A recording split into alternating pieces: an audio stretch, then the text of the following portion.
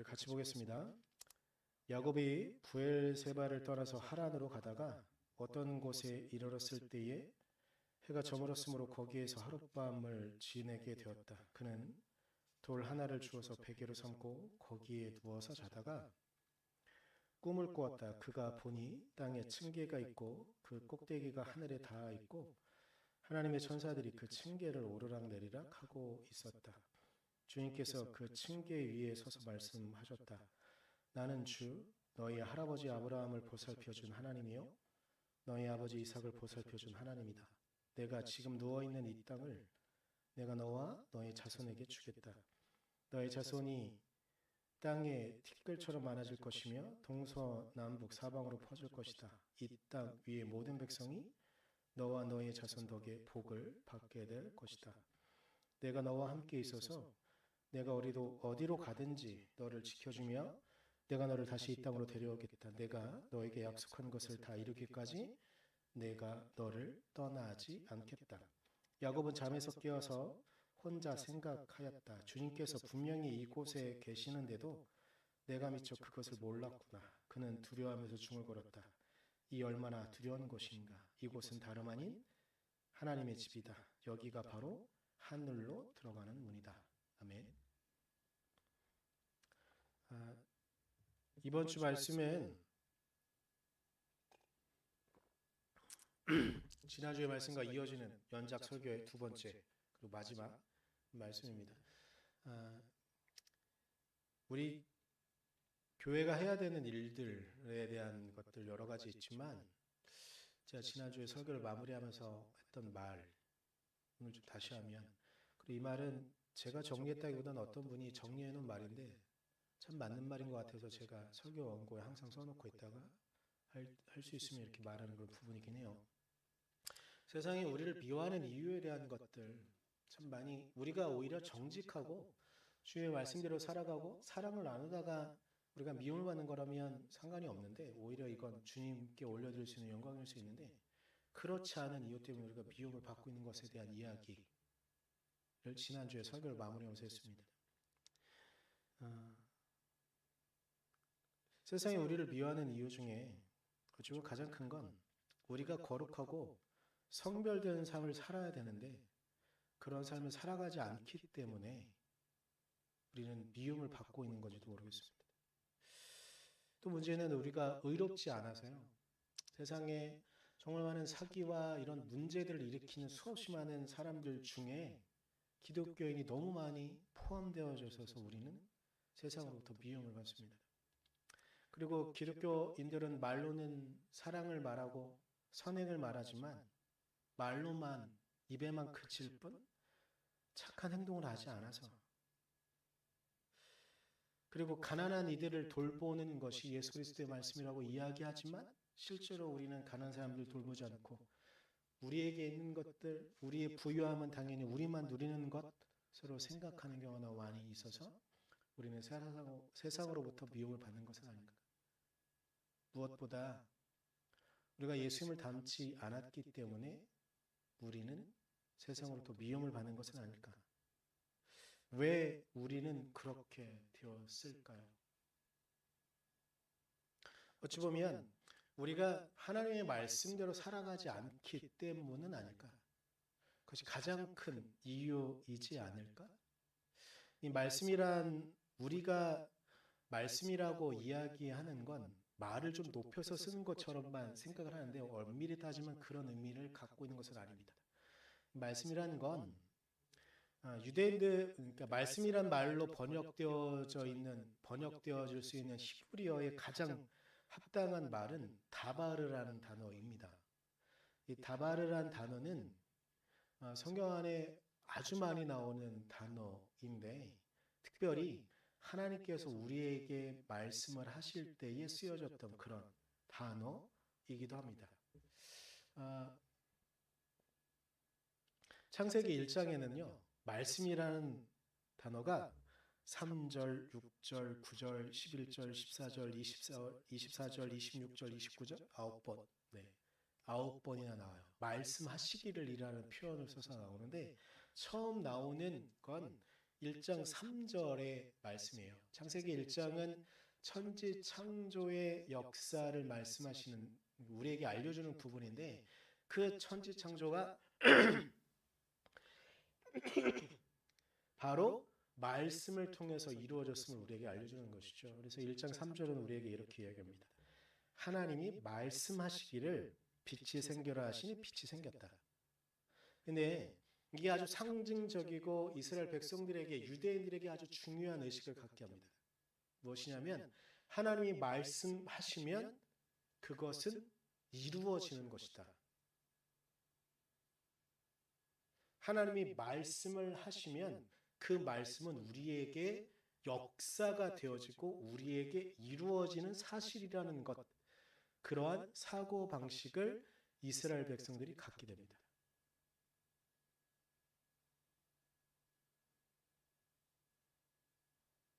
그래서 이스라엘 백성들은 지금도, 유대인들은 지금도 하나의 습관, 하나의 방식이 있는데 뭐냐면 그들이 말하는 건 어떻게든지 지켜야 하는 것으로 생각을 해요. 그래서 그들의 말은 가볍게 툭툭 던지는, 그냥 뭔가를 약속하면 그 약속은 꼭 이루어져야 되는 것으로 생각을 하는 것들이 그들의 기본적인 사고 방식입니다. 유럽인들을 표현하는 여러 가지 단어들과 어떤 습관들이 좀 있는데, 그 중에 하나 독일인들의 표현, 독일인들에 대한 것들을 표현할 때 말하는 것이 있어요. 뭐냐면 우리는 습관적으로, 우리 특히 대한민국 사람들 많이 하는 게 있어요. 우리 언제 꼭 만나서 식사 한번 합시다. 이렇게 말하면 이게 인사잖아요. 그냥 인사잖아요. 하지만 독일인들은 지금도 언제 한번 식사를 합시다 그러면 수첩을 꺼내고, 요즘은 핸드폰을 꺼내겠죠. 수첩을 꺼내서 며칠 날 몇 시에 만날까요를 적어야 되는 겁니다.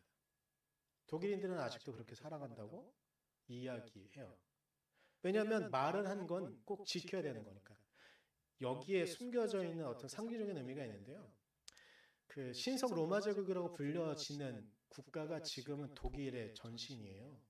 이들은 성경 안에 있는 말씀들은 그대로 이루어지는 것을 믿었기 때문에 그 가치를 믿었던, 다보레의 가치를 믿었던 독일인들은 자신들이 말하는 것, 그것은 그들의 삶에서 그대로 행해야 되는 것으로, 그대로 행해야 되는 것으로 생각을 했기 때문에 말의 가치와 말의 무게를 그렇게 두었던 것이죠. 그래서 그들은 여전히 언제 한번 식사를 합시다라는 그런 약속 앞에 그냥 약속으로 끝나는 것이 아니라 이것이 분명히 이루어지고 행해져야 되는 것으로 그들은 믿었던 것이죠. 그리고 그들은 그렇게 행했던 것입니다.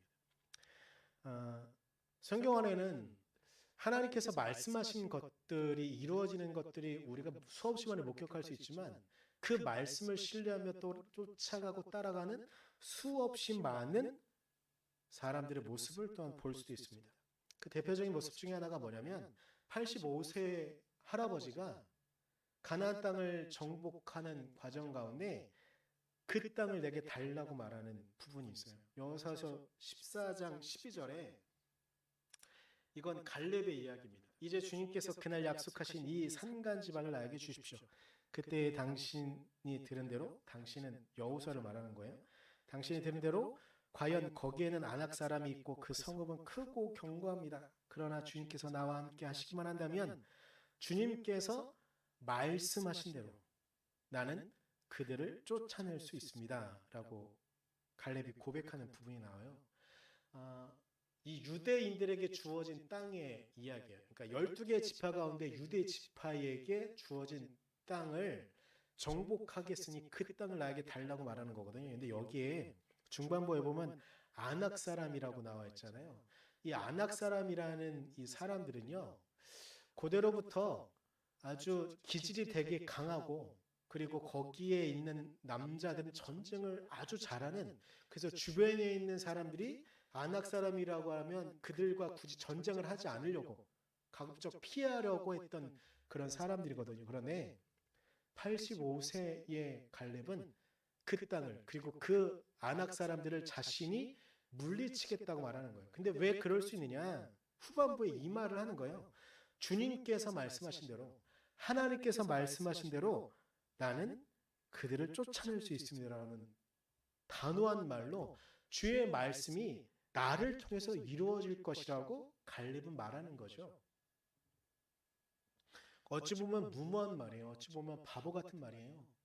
그 땅을 굳이 취하려고, 그리고 재미있는 우리가 생각해야 될 부분들이 있는데요. 가나안 땅의 전체적인 지금 이스라엘도 마찬가지예요. 지금 이스라엘에게도 전체적인 땅을 좀 보았을 때 이 갈렙이 지금 달라고 하는 땅은요, 예루살렘 바로 밑에 지역이거든요. 근데 여긴 산악 지방이에요. 그래서 여기에는 사람들이 살기에 그렇게 좋은 땅이 아니에요. 그러면 우리가 생각할 때는 갈렙이 정말 힘이 있고, 여호수아와 갈렙은 어떤 동지적인 의미가 되게 강해요. 왜냐하면 가나안 정찰을 갔을 때 여호수아와 갈렙만이 그 땅을 우리는 정복할 수 있습니다라고 말했던 그런 동료거든요. 12명의 정탐꾼 가운데 지금 갈렙이 말하는 이 시간에 살아있는 사람은 여호수아와 갈렙 두 사람밖에 없어요. 그러면 갈렙이 좀 더 위쪽에, 북쪽에 갈릴리 호수가 있는 지역에 좀 풍족한 땅을 달라고도 할 수 있었어요. 하지만 갈렙은 그러지 않아요. 왜냐하면 주님께서 자신에게 정복하라고 말씀하신 땅은 그 땅이 아니에요. 그 위에 북쪽에 있는 풍요로운 땅이 아니고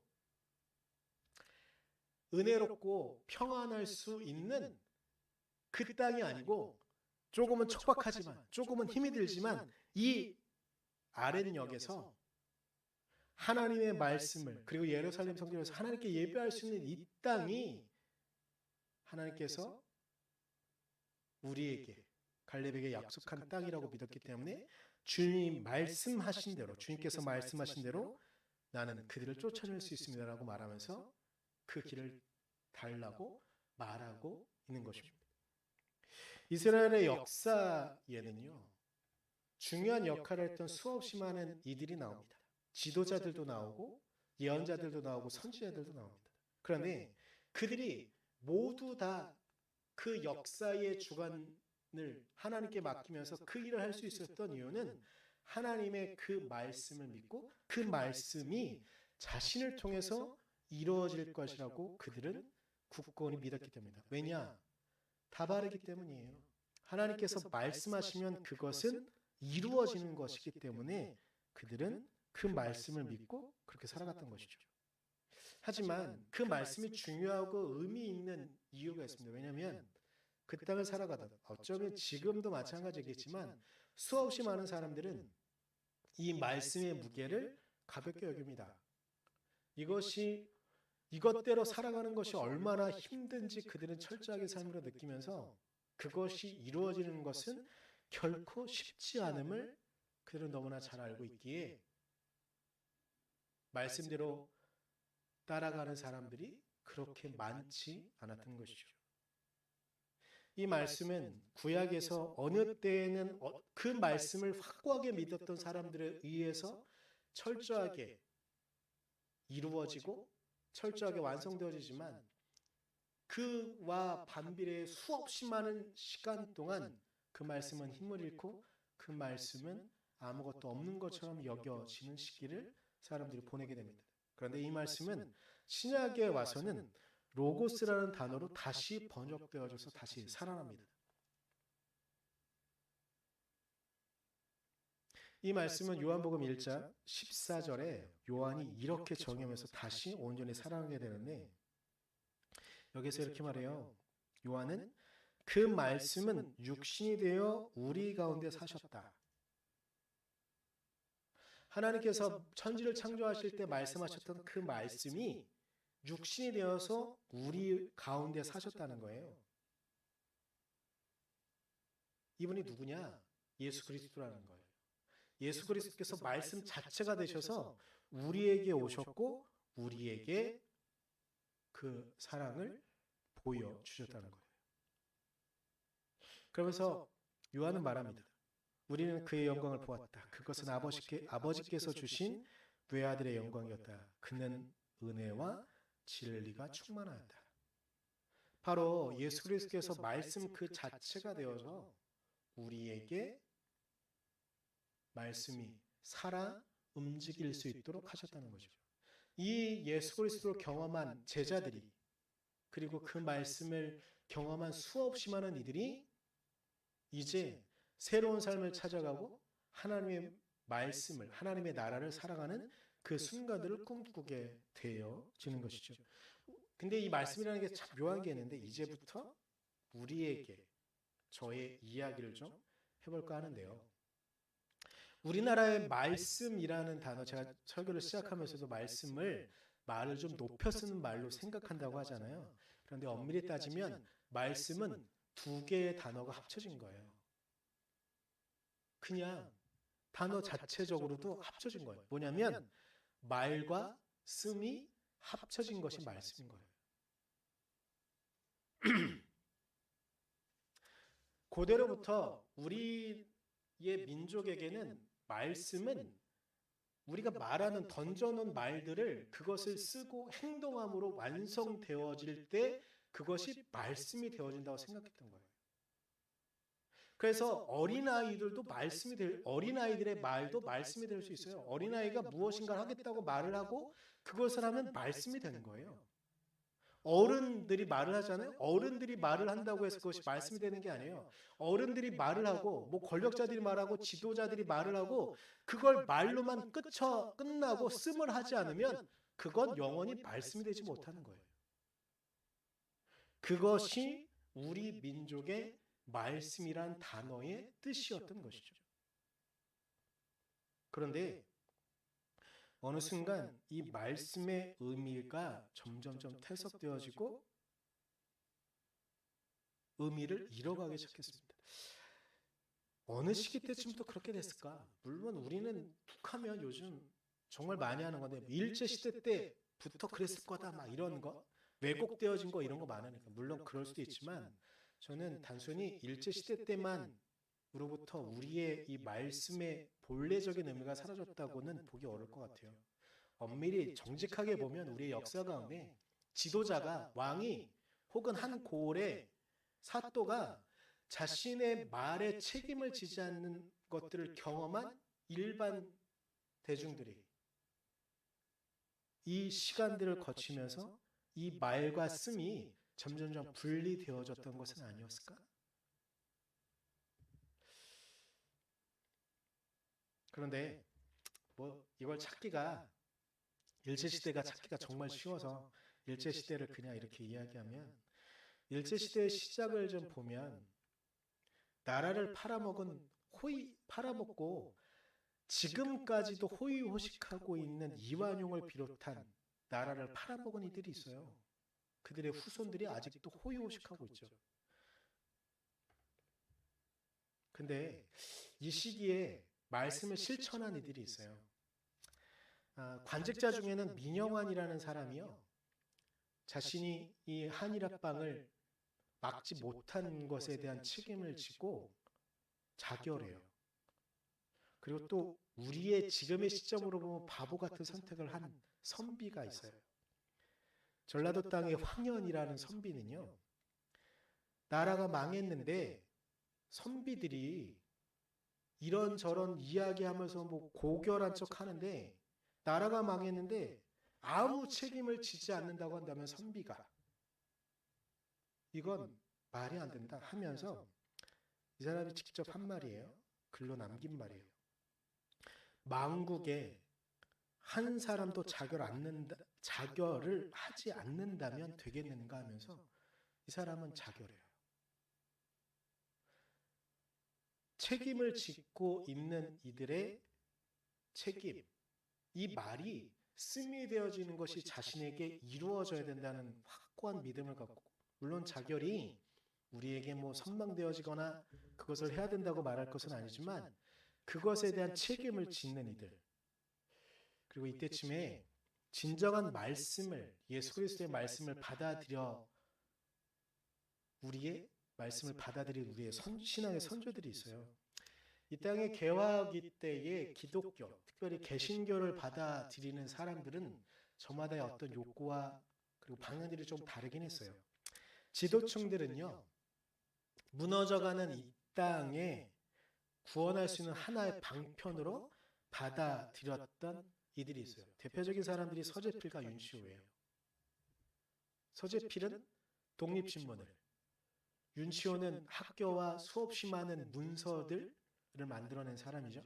그런데 기층 민중이라고 보여지는 이들은요, 기독교를 받아들인 목적이 조금 달라요. 기득권의 억압에서 벗어날 수 있는 하나의 방편으로 삼았던 거고요. 상징적인 교회가 있는데 상동교회예요. 서울에 감리교회 대표적인 교회 두 곳이 있어요. 정동교회, 서재필, 윤치호 같은 사람들이 있던 정동교회예요. 그리고 또 한편엔 상동교회가 있어요. 근데 이 상동교회에 상동청년이라는 단체가 있거든요. 여기에 가입되어져 있던 청년들의 이름을 쭉 읽어드릴게요. 김구, 이준, 이동영, 이동희, 노백린, 이회영, 남궁옥, 신채호, 최남선, 이상재, 이상설, 양기탁, 주시경, 이필주, 이승훈, 안창호, 이승만. 이런 사람들이 다 상동교회 청년회였었어요. 신기하지 않아요? 이 이름 너무 많이 들어보지 않았어요? 여기 말한 이준은 이준 열사가 맞아요. 근데 오늘 저는 이회영 선생에 대한 잠깐 이야기를 좀 한번 하려고 그래요. 저는 그 예전 개화기 시대의 사진을 좀 보면 정동교회가 여기 있고요. 중앙쯤에 명동성당이 언덕에 있고요. 상동교회는 지금 남대문시장 입구에서요. 그 위치에 있던 거예요. 이렇게 삼각형을 취하고 있거든요. 그런데 이회영 선생님은 원래 예전부터 명문 가문이어서 한양에 땅이 많았는데 저도 오늘 말씀을 준비하면서 이 정도의 땅이었고요. 제가 이분이 그 육형제인가 8형제인가 하여튼가 이 이회영 선생의 모든 형제들이 나라가 주권을 잃고 난 다음에 형제들이 회의를 해요. 우리가 간도로 가야겠다. 이회영 선생님이 먼저 이야기를 해서 형제들이 회의를 하는데 형제들이 모두 다 동의를 해요. 그 이분들이 땅을 팔고 간도에 가서 간도 특설대, 우리의 독립군, 네, 북간도, 서간도 같은 그 지역에, 그러니까 그런 걸 만들거든요. 근데 이 자금을 뭘로 마셨냐면 땅을 팔았다. 근데 땅을 팔았다. 그냥 뭐 지방에 있는 땅인가 이렇게 생각했거든요. 오늘 말씀을 준비하면서 자세히 봤는데 제가 말씀드렸던 그 지도 안에 있는 땅이 있잖아요. 거기에 6,000평이 이분들 땅이었어요. 지금 명동 땅의 대부분이 그분들 땅이었었어요. 그걸 팔아요. 그 당시 돈 40만 원. 2년 전에 추산한 바로는 이제 추산을 해보면 600억을 들고 간도로 가신 거예요. 간도에 가서 이 형제들이 정착하고 사람들을 불러 모으고 무관학교를 만들고 독립군을 양성하고 이랬던 역할을 하신 거죠. 역사가 정말 부끄러운 게 있는데 뭐냐면 이 자손들은요, 이 땅에 와서요, 해방을 맞고서 아직 또 해방을 맞고서도 친일파들이 득세하던 시기여서 이 상동 청년회에 같이 있었던 이승만이 주도하고 있어서 참 아픈 거죠. 이회영 선생이랑 이승만은 같은 상동 청년회였는데, 근데 이회영 선생의 후손들이 들어와가지고요, 이 이승만이 주도하고 있던 친일파 세력들에 의해서 아무것도 못해요. 계속 가난하게 살아요. 근데 후손 중에 한 명이 말하는 건데, 그들은 중국에서도 참 묘한 것 같아요. 하루 삼시세끼 먹는 건 당연히 꿈도 못 꿨고 그냥 가난하게 먹고 사는 게 당연한 것으로 생각했기 때문에 이 땅에, 조선 땅에 돌아와서도 그냥 계속 그렇게 힘들게 살아도 독립한 것만으로 감사하게 살았다고 하더라고요. 하여튼간 이러한 시간들을 보내요. 근데 이분들이 왜 그럴 수 있었을까? 이들은 어떻게 이런 생각을 할 수 있었을까? 오늘 말씀의 본문은요, 야곱이 피신하던 중이에요. 근데 피신하던 중에 꿈을 꿔요. 근데 꿈을 꾸는데 물론 오늘 본문만 보면 사람들이 주로 많이 이야기하는 건 그 꿈을 통해서 야곱에게 약속을 주신 것에 대한 것들만 많이 생각하는데 저는 그 부분 말고 이 약속이 어떻게 주어졌는가. 13절에 주님께서 그 층계 위에 서서 말씀하셨다라고 표현되어져 있어요. 말씀하셨다. 야곱은 꿈을 꾸는 거예요. 하나님의 말씀을 듣는 거예요. 그 말씀이 이루어질 것이라는 꿈을 갖는 거죠. 그리고 그 말씀이 자신의 삶을 통해서 반드시 성취될 것이라는 꿈을 꾸는 거죠. 어찌 보면 상동 청년회에 있었던 김구, 이준, 이동영, 이동희 수없이 많은, 그리고 전덕기 목사, 감리교회에서는 이 분들이 왜 그 상동교회에 모일 수 있었는가?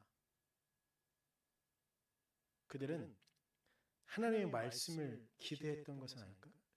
그리고 제가 격가지 같은 이야기, 제 개인적인 이야기를 좀 하나 하면, 저는 어느 순간부터 교회에 태극기가 있는 게, 단위에 태극기가 있는 많은 교회들을 보면서 왜 저러지? 되게 마음에 안 들었거든요. 근데 오늘 말씀을 준비하면서 그 이유를 알았어요. 그러니까 우리나라 특히 개신교회들은요, 이 상동파도 마찬가지예요. 소위 상동파라고 불려지는 분들인데, 그리고 이후에 그 독립군을 만들면서요, 이 기독교 지도자들은요, 태극기랑 십자가가 동일한 의미였었어요. 그래서 예배당엔 항상 태극기가 있었어요. 십자가가 당연히 있고 한켠에 태극기가 있었어요. 그러면서 우리가 지금은 국권이 없지만, 또 울컥하려고 그냥 지금 비록 우리는 국권이 없지만 우리가 단호하게 하나님의 말씀대로 살아가고 이렇게 힘을 키우면 분명히 하나님께서 우리에게 독립의 날을, 그 감격을 주실 것이다. 자연스럽게 배도록. 저는 솔직히 오늘 이걸 준비하기 전까지는 단위에 태극기를 올리는 사람들이 너무 싫었었어요. 물론 그 의미가 예전에 했던 사람들과 의미가 같지는 않을 수도 있지만, 이게 역사적인 의미가 있는 거구나. 그 의미를 모든 목사님들이 다 아시는가는 잘 모르겠지만, 그 의미가 있는 거구나. 우리의 특히 개신교 교회들이 복음을 받아들이면서 염원하고 소망했던 건, 지금 국권은 점점 약해지고 무너져가지만 우리가 그 말씀을 포기하지 않고 단호하게 이 말이 씀이 되기를 바라면서 말로만 던져놓는 독립에 대한 이야기, 우리가 강해져야 된다는 이야기, 김구 선생님이 말했던 이 문화 강국에 대한 이야기들, 이것이 말로만 끝나지 않고 분명히 씀이 될 그날을 기대하며 우리의 신앙의 선조들은 그렇게 달려왔던 것이죠. 자신의 후손들이 자신의 독립을 맞은 그 고향 땅에 돌아왔는데 삼시세끼를 걱정해야 되는 이 상황 속에서도 끊임없이 계속 이 말이 씀이 되는 그날을 기대했던 것은 아닐까. 그래서 지금 우리나라의 이 국권을, 우리나라의 이 상황들을 만나는 것은 아닐까. 이 영혼은 이제 나름 꿈이 있으니까 이번 주에 있었던 뉴스를 보면서 어땠는지 모르겠어요. 우리나라가 SLBM을 어떻게 쏴요? 우린 도저히 기대할 수 없고 생각할 수도 없었던 것이거든요. 근데 이걸 우리나라의 기술력으로 해내는 거예요. 정밀 타격을 하는 미사일을 우리는 도저히 꿈꿀 수도 없었어요. 그런데 그것을 만들어내는 국가가 되었어요. 어떻게 이럴 수 있었을까? 1세기 이전에 자신의 모든 것들을 던지고, 심지어 자신의 자녀들이 삼시세끼를 못 먹어서 죽도 못 먹고 그런 매일매일을 나날을 보냈던 이 땅의 믿음의 선조들, 그들의 꿈이, 그들이 말씀을 들으며 환상 가운데, 야곱이 이 환상 가운데 말씀을 들었던 것처럼 분명히 그날이 올 것이라는 기대를 갖고 우리의 앞길을 걸어가셨던 이 땅의 선조들 덕에 우리가 이러한 것들을 이룰 수 있었던 것은 아니었을까요? 말씀이 분명히 성취될 것이라는, 하나님의 말씀이 성취될 것이라는 그 꿈을 갖고 살았던 이들. 저 개인적으로는 저는 말씀이란 단어가 말가슴이 가치 있는 것이란 그걸 먼저 배웠어요. 저는 신학교 가기 전에 말씀이란 단어 되게 감격스러웠거든요. 아, 우리가 흔하게 하는 그 말씀이란 단어가 그저 가볍게 던지는 말로 끝나는 것이 아니구나라는 걸 하면서, 특별히 믿는 자들의 말은 말씀이 되어야 한다는 이 말을 들으면서 저는 되게 감격스럽고 은혜스러웠어요. 그리고 저는 엄밀히 따지면 다바르나 로고스는 학교 가서 나중에 배운 거거든요. 좀 더 추가되어진 것들이에요. 그래서 저는 오늘 말씀을 준비하면서도 조금 저는 개인적으로 성장한 것 같은 마음이 들었는데, 뭐였냐면 야곱에게 꿈을 통해서 하나님께서 말씀을 주셨구나. 결국은 말이 씀이 되기 위해서는 꿈을 가져야 된다는 거. 꿈꾸지 않으면, 이것이 이루어질 거라는 꿈을 갖지 않으면 우리의 말이 씀에 다다르기엔 결코 쉽지 않구나. 우리가 이 땅을 살아가면서요, 기독교인으로서 지난주에도 이 말씀을 드렸던 건데, 우리의 말이 실제로 행동이 되어져야 되고, 우리가 복음을 갖고 있다는 것이 우리의 말로만 끝나지 않고 행동으로 이어지지 않으면 이것은 아무 가치가 없다고 말씀을 드렸었는데, 그렇게 우리가 살아가지 않기 때문에 이 세상이 우리를 미워한다고 말씀을 드렸었는데, 그것이 우리의 말이 씀이 되어지기 위해선 우리가 꿈을 꾸어야 되는구나. 1세기 이전에 이 땅에 복음을 받아들이면서 스스로 기독교인으로 먼저 개종했던, 제가 좀 전에 말씀드린 상동 청년의 모든 사람들은 선교사들의 말을 듣고서 복음을 받아들인 게 아니고요. 기독교가 있는데 우리가 어떻게 하면 좀 더 나은 국가가 될 수 있을까 먼저 생각을 하고, 그 위에 복음을 받아들이고 그렇게 나아갔던 이들이었던 거거든요. 그들이 결국 꿈을 꿨던 거예요. 지금은 아무것도 없지만, 아무것도 할 수 없지만, 우리가 꿈을 가지면 이 말이 씀이 되어지는 이 과정을 우리가 힘겹게 결국 걸어가면, 자신들은 이것을 경험할 수 없을지 모르지만 자신의 후대 어느 때에는 이것이 분명히 말이 씀이 되어지는 그날을 기대했기에 그렇게 하실 수 있었던 것은 아니었을까요? 그래서 저도 저의 말이 씀에 이르기를 간절히 소망을 바라고 있습니다. 오늘 말씀을 마무리하며 주님께서 우리에게 말씀하신 것들이 있습니다. 이 땅에 부활하신 모습을 보여주시고 승천하시면서 제자들에게 말씀하신 거예요. 그러므로 너희는 가서 모든 민족을 제자로 삼아서 아버지와 아들과 성령의 이름으로 세례를 주고 내가 너희에게 명령한 모든 것을 그들에게 가르쳐 지키게 하여라. 보아라, 내가 세상 끝날까지 항상 너희와 함께 있을 것이다. 주님께서 우리에게 이렇게 말씀하시는 겁니다. 그분께서 그렇게 말씀하셨기에 그분은 그 약속을 우리에게 그렇게 이루실 것입니다. 그 말씀을 따라 우리의 삶을 하나님께 온전히 올려드릴 수 있는 우리의 말이 씀에 다다르기를 소망하는 우리 되어지를 가지를 소망합니다. 우리 제가 기도할 때 결단했으면 좋겠습니다. 하나님, 우리 인생을 통해서 우리의 말이 씀에 다다를 수 있도록, 그 과정이 결코 쉽지 않겠지만 우리의 말이, 우리의 꿈이 씀에 다다를 수 있도록 우리를 이끌어주시고 우리가 그 꿈을 포기하지 않도록 해달라고 우리 잠깐 같이 기도하도록 하겠습니다. 기도하겠습니다.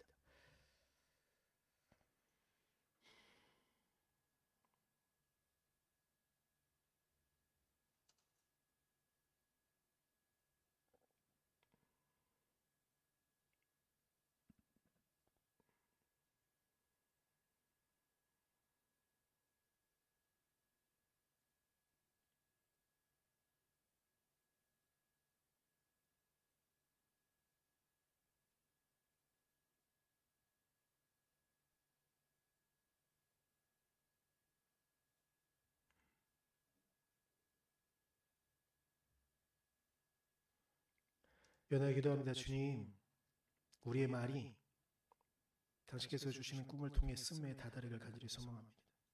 당신께서 우리에게 말씀하신 모든 것들은 그 약속을 우리에게 지켜줬고 우리에게 나타났던 다바르, 우리에게 당신의 모습을 온전히 내어주신 로고스, 그리고 우리의 말 습관 가운데 담겨져 있는 말과 씀을 같이 하는 말씀, 그 모든 것들이 우리를 통해 이루어질 수 있도록 그 과정이 지난하고 힘겨울지 모르지만 결국 우리가 꿈을 포기하지 않으며 당신의 말씀이 우리를 통해 이루어지는 그날을 기대하니 주님, 우리를 사용하시고 그 길에 같이 갈 수 있도록 우리에게 힘을 주시옵소서.